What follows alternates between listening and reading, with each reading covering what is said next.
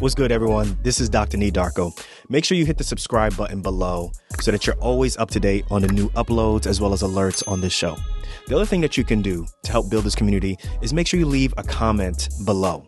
Let us know what you like, what you don't like about the show, and ultimately, let us know who's winning these arguments, because I need to know that I'm beating Renee in these debates. Run the tape.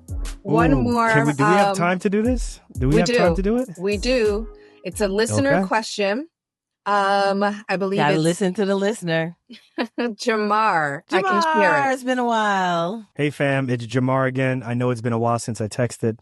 I still been staying tuned in. Just some updates. I've been shadowing an orthopedic surgeon once a month for the last 3 months. And it's been oh shit.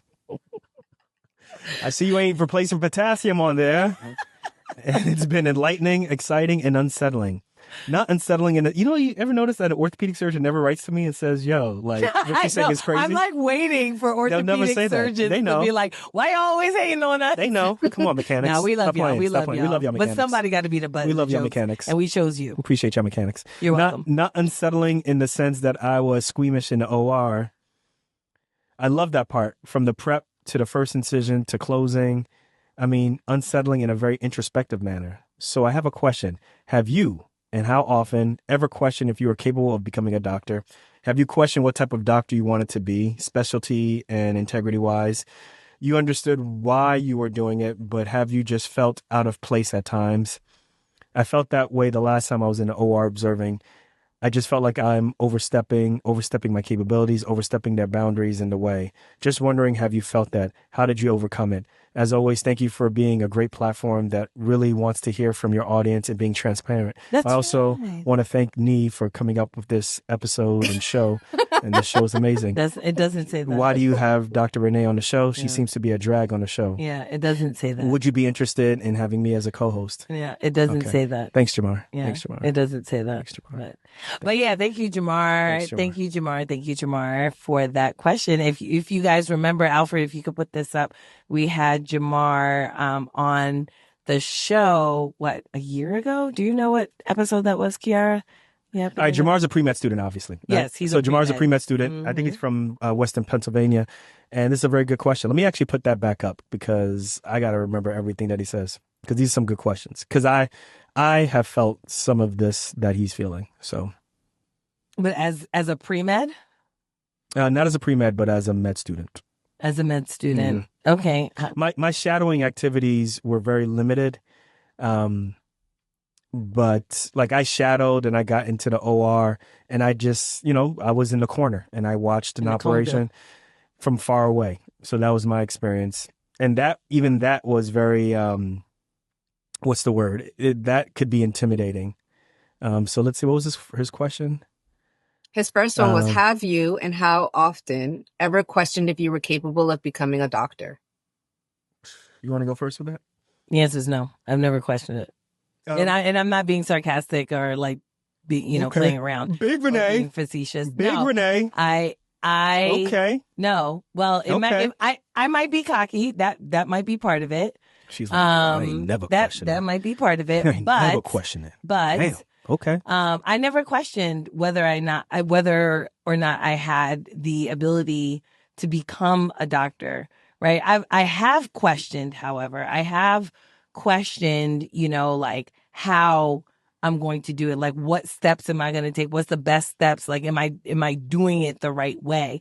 I have, had those questions in the past, but I never questioned whether or not I was actually going to become a doctor. And part of that is because I felt like, shoot, if other people could do it, why can't I do it? I mean, it can't be, don't take rocket science to become a doctor. That would be a rocket scientist. Now that I question whether or not I could be a rocket scientist. That's an interesting way of thinking about it. Yeah. I didn't really think about it that way. I looked at it. I had hella questions. I questioned myself. I applied to medical school twice. And I initially, when I applied to medical school, I applied without really any type of strategy. And I just thought that if I got into medical school, it would probably be, one school I got into and that was it. And then I would probably just try to get through, hang on, and try to graduate. And that is not what happened. Wait, let me tell the story real quick. Yeah. So remember when we first met, right? We had first met in person. We had met on the phone previously. But about 3 months later, we met in person, and there was like a small group of us, and we're walking. Remember, we were walking through SEP. Man, tell the story, man. Anyway, we were walking through this. Kiara, don't you hate when people say, like, you all got this story that you want to tell, now you asking me to fill in the details? I didn't ask you to fill in the details. I asked you if you remembered. It was a yes/no question. Okay.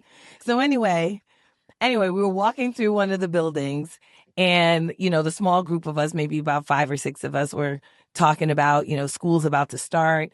And this guy kept going, oh man, I'm gonna just fail out.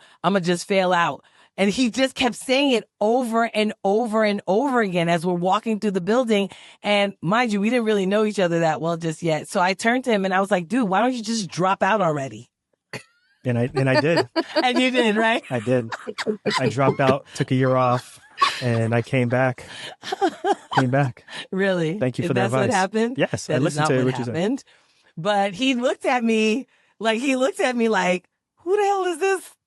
You fill in the blank. So, Jamar, I would say this. The first time I applied to med school, I had hella questions. I didn't know what I was doing. I kind of just tried to figure it out. And I got waitlisted at places. I got flat out rejected at places. I made some big mistakes. I didn't talk to people about it. And when I didn't get in, there was a lot of soul searching that I had to do and a lot of embarrassment that was self-imposed. Like, nobody was laughing at me throughout the entire process. Nobody was pointing at me that you didn't get in the mix. It was all me. And I was like, I didn't want to tell my parents, but eventually they were like, hey man, like that money we gave you for that application, what the hell happened? I was like, oh shit, I gotta tell them. Right. And, I was like, yeah, I didn't get in. And, that was a very difficult time because during those couple of months, I graduated from school, from college. Now I'm trying to figure out what I'm going to do. So I went and I worked at the Sports Authority, which doesn't exist anymore. So I was selling anything from Jordans to basketball hoops to whatever it may be. I was selling that. Then I worked at CompUSA. And the entire time in my mind, while I was selling all these different things, even my sister, Nadinswa, she tried to get me a job at AT&T. At Pollo Loco? No. She tried at Pollo Loco? Listen, if I was working at Pollo Loco, I probably wouldn't quit. You know what I'm saying? Because we knew what was going on there, right?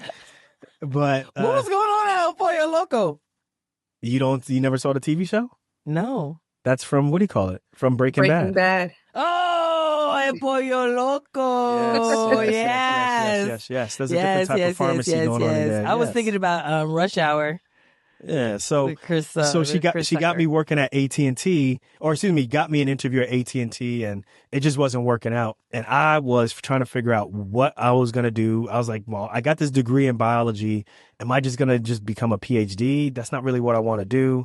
I want to be a doctor. Biologist. I want to be a doctor, but maybe I should go be a teacher. I didn't feel confident that I knew enough to actually teach kids and stuff. It was a struggle. And just so happened, I reached out to my college coaches and I was like, listen, like I'm having a hard time trying to figure out what I'm going to do. And they said, hey, listen, we have this opportunity where you can become what's called a graduate assistant, where you in essence are a coach for whatever sport. So I was a coach for track and cross country. And what they do is they'll give you a stipend, but then they completely pay for all of your education, right? So if you need to take additional classes, and I'm like, boom, that's what I need. So I kind of talked it over with my parents and, just kind of said I'll go back and do that because it had to be better than me just working at the Sports Authority or CompUSA, right? You want to know what's funny? Is that you mentioned how you didn't know if you could teach. That's exactly what you ended up doing anyway. Right. And no, but it's just like, but when you're 21 and you're 22 and you don't have perspective, you're just trying to figure out what the hell am I going to do? I want to be a doctor, but I don't know how to do this. Right. So those next 2 years, I struggled through my grad classes, not like academic wise, but I struggled through like trying to figure out, well, am I just trying to get my application stronger? Am I trying to get a master's? Like, what am I doing? Right. Is this going to work to get me closer to med school? Yeah. And I just didn't tell anybody that I planned on reapplying because I was just embarrassed. But long story short, there was a big struggle there. I Okay. reached out to my mentor at the time, and I couldn't get in touch with that person also. So I don't know what was going on with that person during that time, but I couldn't get in touch with him to kind of discuss certain things. That's a different subject, actually. We should talk about that, like helping your mentees in the good times and helping them in the bad times also. So I figured it out eventually, and I decided to kind of just be a bit more strategic with how I was applying to medical school. And I specifically remember, like, it was during winter break, and I had keys to the track and field office. Everybody's gone. And there was a big snowstorm on campus. And I just remember every day I would just wake up in the morning and I would go and walk through the snow to the office where they had a printer, a fax. They had the legal paper and they had the really nice stock paper. And I remember just like hoping to goodness, like, here's my personal statement. I'm going to fold it up. I just remember getting paper cuts and folding it up. And I remember looking at them all and putting a stamp on them and then going to the mailbox and just hoping that they open it and that they, let me in. This is like 2001, That's 2002. before all of So that this is not really, this is not stuff. electronic. And I just remember coming back to an empty house. The heater wasn't really working. This is a house that like 7 people lived in, right? So, it was just lonely, and it was just me just kind of figuring out, like, I guess this is what I got to do to kind of figure out where I'm going to be in a year from now. And, slowly but surely the interviews started coming in. And even then there was doubt. And then I got my first acceptance. Then I got my second acceptance. And then I got my third acceptance. And I just want to just let you know that, like, during those 2 years, though, not only this doesn't work for everybody, but during those 2 years, all of that uncertainty, all of that not knowing what to do really made me hungry. And it got me to the point where, as Renee knows, I'm extremely competitive, right? And once I got in, I was like, yo, now that I'm here, I'm knocking this out the door, right? Even though you walked through the building and told me you're going to fail. Well, I was, to her, she doesn't know, but for me, I was just joking around. But there is power in negative speaking, right? So I do think that she got that negative loop out of my mind. But when I came in, I knew what I had to do. And from an academic standpoint, you could ask her. Like, it wasn't very hard. cocky. It wasn't hard for me at all. It was just, I know, I get this. Like, I've seen all of this stuff before. The anatomy and all that stuff, this is just memorization, and this is repeat, and this is just recycle over and over and over again. But this is not organic chemistry. This is not like physical chemistry. Yeah. This is not like physics. Like, there is some physics, it's sprinkled in, but this is stuff that I really could understand. What the key is can I show up every day, go to class, and then when I come home, eat something real quick and then just review everything over and over and over and over. And after a while, I was like, I got this. I got this. He was very good in med school. Yeah. Very good. Have you, the second question was, have you questioned what type of doctor you wanted to be, specialty and integrity wise? I'm going to start with me because I already know Renee's answer.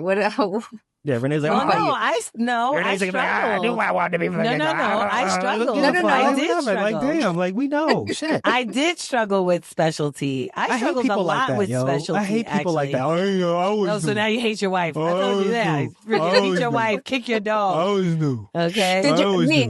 Did you struggle, or did you ever question being a trauma surgeon?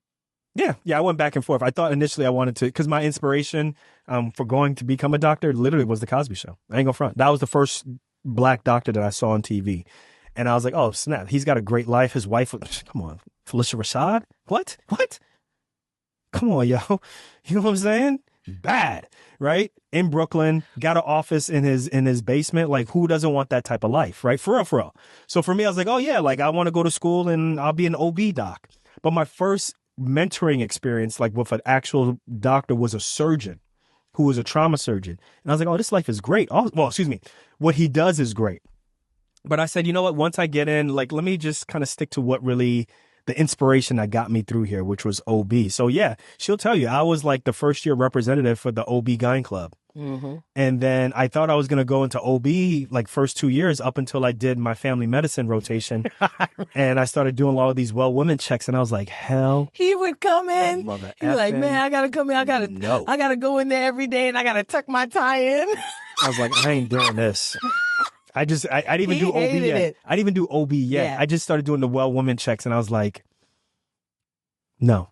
As a woman, as a patient, and as a woman, I think about this all the time. Like, I actually have better luck with male doctors than I do with female doctors. Really? But yes. And my first gynecologist ever was a male. And I always thought, I'm like, how do you guys come in and do this every day? And then still like you have a wife at home and then you still go home and you still look at her the same because you never know what you're getting that day. You don't know what the situation is. You don't know what you're looking at. You know what I'm saying? But then you got to still go home and, he had like 7 kids and I'm just like, The appetite was still there. Oh my God. No, I did struggle. With my specialty because since I was 10 years old, I knew I wanted to be a pediatrician. Here we go. You see? That's what I wanted to be. She was at the first of the class. I do want to be a pediatrician. Isn't that what you were with OB? Like, no, I said I think but no, you were like, that was from when I was 10 years old. So when did the Cosby Show come out? How old were you? You were younger than 10. Thanks. Anywho. So I wanted to be a pediatrician. I got to my pediatric rotation, and he'll tell you because we did our pediatric rotation together. I absolutely hated it. And not only did I hate it, I wasn't good at it. I was better at it than you. You probably were. I found the medicine boring. I found it so utterly boring so that when we would sit for rounds and, then they would pimp the students and ask, what, I don't know, you had a fever for 5 days. Like, what is that? I don't know. Give them some tussin. Yeah, boy, let that tussin get in there, boy. If you run out of tussin, put some water in the jar, shake it up, more tussin. Like, I don't know. What's wrong with this kid? Call his mother. Like, I don't know. But I absolutely so you can help. Call her back. Because I don't know what's wrong with him. She's like that with our kids, everyone. Call his mother. Oh, damn. But I struggled a lot because after that rotation was in the summer, was in the winter. It was actually in the dead of winter. I think it was like February or March. And it was my 3rd year. At the end of your 3rd year is really when you should be, starting to look at what residency programs you're going to apply to. Well, my OB rotation was literally in June? Yeah, it was in June, which is essentially the last rotation of your 3rd year. So I went through all of the specialties and I was like, man, the specialty I thought I was going to love, I absolutely hate. I don't want to do this. And now I don't even know what kind of doctor I want to be. And I was hell bent that I did not want to do OB. So going into my OB rotation, I remember I used to tell him, I don't know what I'm going to do. I know I'm not going to like OB. It's the last thing. I just don't know what I'm going to do. And eventually got into my OB rotation. After a week of that, I was like, oh, wow. What I didn't realize about myself at that time was that I really like to work with my hands. And that's what pediatrics was missing for me. It didn't allow me an opportunity to work with my hands. It didn't allow me versatility, in the day, so you were in the hospital pretty much all day. Or if you were in clinic, you were in clinic all day. And then that was just it. But there was no surgery. There were hardly any procedures. There was nothing. And I didn't realize about myself at that time that that's what I really loved. And that's what OB gave me. And that's when I started realizing, that I wanted to be an OB. But as far as integrity, man, let me tell you something. If you are a person with integrity, you are going to have to hold on really tight to it because there are people in medicine, colleagues, attendings alike, who will make you question whether or not this is a profession where everyone has integrity, because not everyone does. Because I have seen things, even in residency, that I'm like, wow, like that right there is egregious. Okay, tell us. I'm joking. No. Don't tell us. Just keep it moving. No, but there are things that, or things that people say to you, things that people say about patients, things that people are like, I'll just move on. Don't worry about that, about the patient.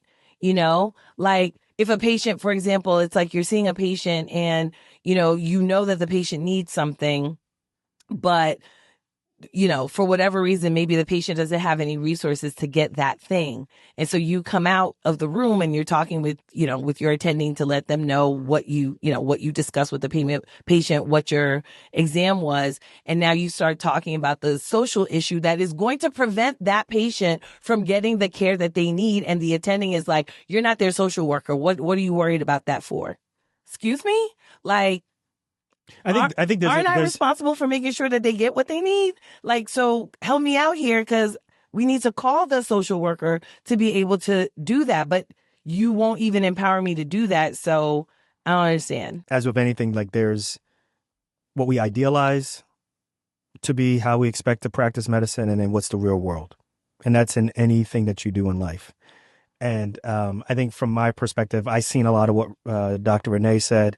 And I've also seen some really great feel-good moments also. It just kind of depends. Yeah. I think the big thing for me is there was times even as a medical student when I was on my rotations where I would be in the operating room and I just didn't feel comfortable in the operating room, not because I felt like I couldn't do the operations eventually, but because I just didn't know my place. Like I didn't know how to scrub. Maybe there may be an overzealous surgical tech or nurse who's just kind of really going out of their way to make sure that you either know how to scrub or know that you don't, cause anything to be contaminated, or, they're just in their feelings and they just want to, kind of shine on someone. Like I've gone through all three of those type of experiences where I felt really uncomfortable for those three separate things. Or there's an asshole surgeon who just wants to take advantage of medical students and just pimp the hell out of them, or, just make them feel just extremely uncomfortable while they're there.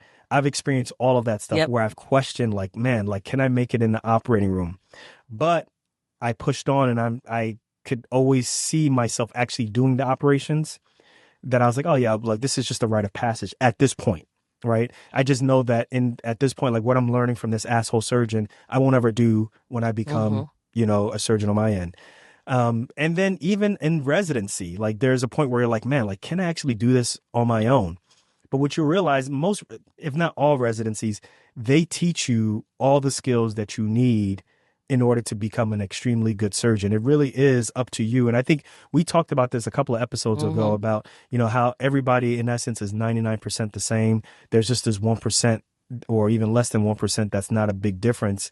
That's what I expressed. But actually, Renee made a really big point in saying actually that 0.1% is actually a really big difference. That's the stuff that matters. That's the stuff that makes the difference between you as a surgeon individually or as a doctor individually, getting a patient to open up to you and tell you things that they couldn't tell any other professional, versus just being closed off and, you're not being able to get what you need to get to offer really good care.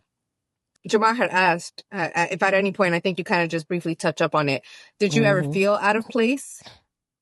Oh, yeah, I definitely felt out of place. I felt out of place as a pre-med. I felt out of place as a med student. I felt less out of place as a resident, but it was more of, man, can I do this? I was at a HBCU surgery program. So there are people who look like me. There's Hispanic folk there. There's African Americans. There's Africans. There's Caribbean. There's Native Americans all in the program. So it's just kind of more of like okay, like we can do this.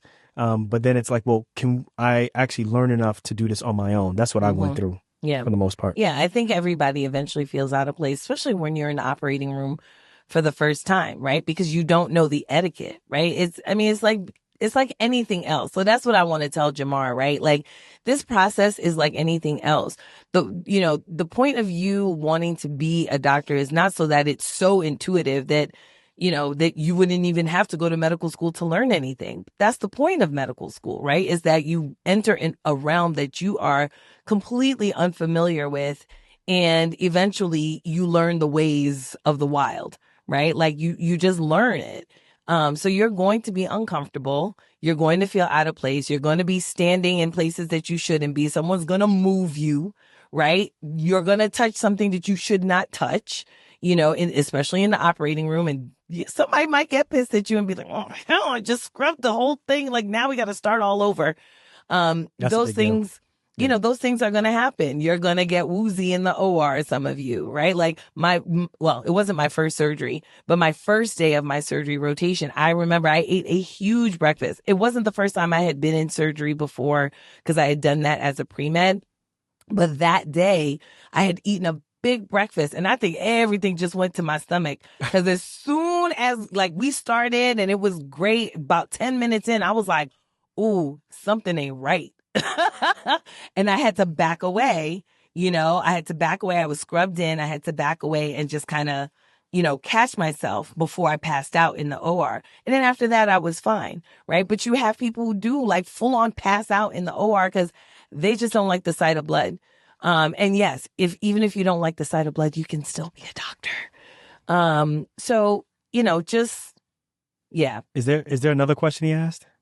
Well, yes, but to kind of close it off, right? As far as overstepping goes, how do you suggest or what advice would you give on how to overcome it? Oh, just acknowledge that you're going to overstep and that's it. You'll have to go through the process of practicing and like, overstepping a bunch of times and realizing where your place is and go through it. You just realize like you can't get yourself out of that pain, right? Like you have to just kind of see it, experience it so that when you get, you know, to the other side, you're like, I had to go through there to get to here. That's just part of it. Right. And you have to have reps. You have to have reps in the OR. You have to have reps in the ER. You have to have reps in family medicine. You have to have reps in peds. Like you develop all these different things that you understand where you stand at that point of your training and then go from there. That's the way I look at it. Like there's no easy way to go about it. And I think that if you tell people to like, you know, I see a lot of people say, well, you know, don't speak until you're spoken to or, you know, just basically kind of crouch down and stuff. Like I hate that type of advice. Yeah, me too. Because it's just teaching you to kind of it's setting you up to be taken advantage of. That's how I feel. They want you to be small. Yeah, right. You know what I'm saying? And for me, it's just like, look, just like you're going to make mistakes. You're going to learn from it. And just know that the majority of mistakes that you make are just mistakes. Like they're not because you set out to like hurt someone. So if someone is yelling at you or if someone is like over responding, that's usually that person's issue. Just remember that. Exactly. That's that person's issue. Yeah, not your we issue. see that a lot in medicine. I've talked about this before. I had an attending who literally, I'd just come onto the floor and he would just start yelling, you know, or he would just walk into the room and we'd be at the tail end of a conversation and sign out. He didn't hear the beginning of the thing, but then he would blame me for whatever was said at the tail end. And I'm like, that's where you get it from. Yeah, okay, I get it. Anyway. That's where you get it from. He would come in and blame me and start like reaming me out, from residency. You know? Yeah, from residency. But you know, so Nee's absolutely right? There are people in medicine who just have a complex. They have a superiority complex where they just feel like, well, I gotta always be the biggest person in the room. And in order to do that, I gotta pound on, you know, pretty much everybody in there. But you'll notice that these same people, there are people that they will never pound on.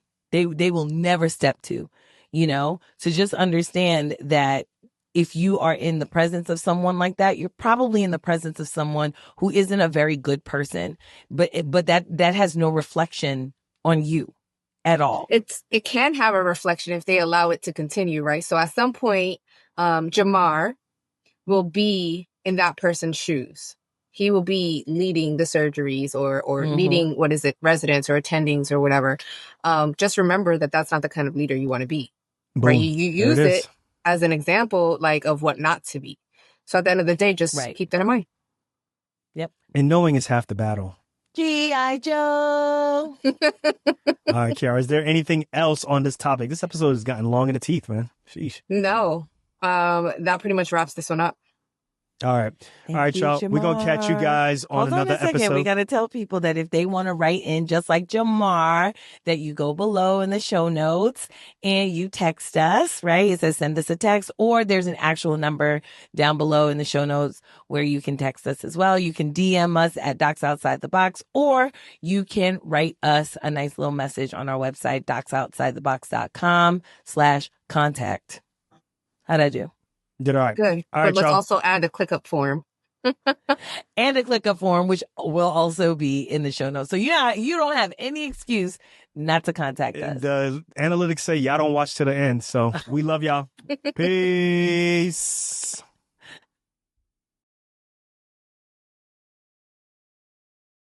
All right, let's go. 3, 2, 1. All right. What's good, everyone? It's just me and Kiara.